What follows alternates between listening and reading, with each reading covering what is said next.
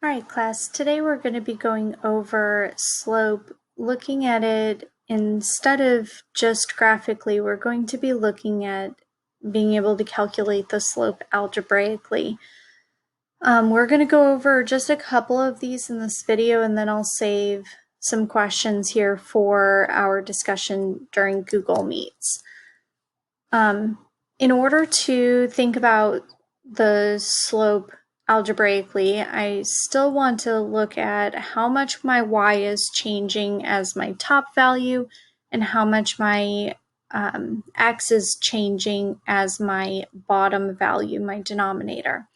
So I can use this equation. Really, this equation is just telling me that whatever point that I start with my y value, I need to keep that same point for my bottom value.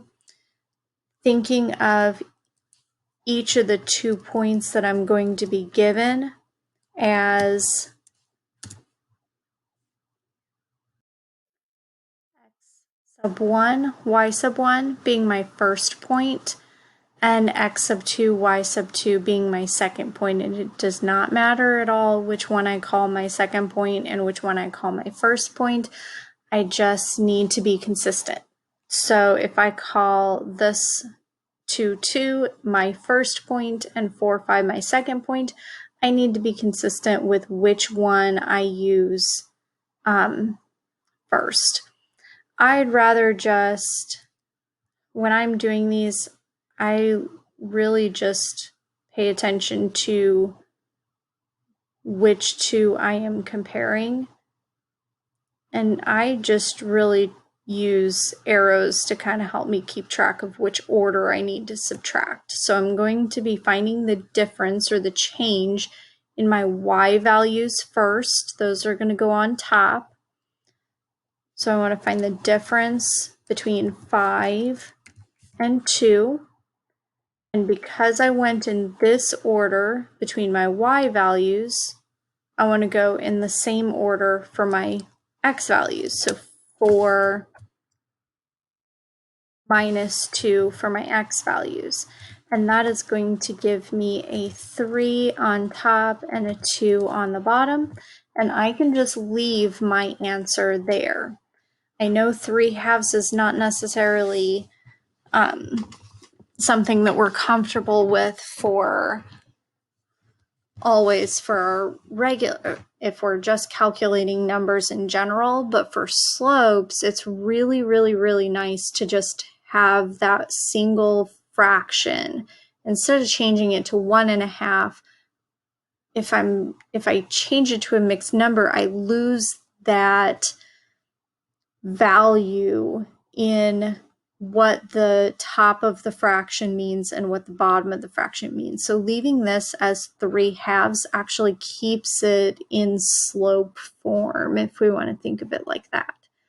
Not that 1.5 isn't representative of a slope, it's just not as easy to use. So let's go ahead and do one more of these problems, and I'm going to do this the other way just to show you guys that it really doesn't matter which direction I go as long as I stay consistent. So if I want to go the opposite direction, I can do so. That was a terrible arrow. Let me try that again. But I just want to make sure that I'm starting with my y values. Okay, so let's go ahead and do,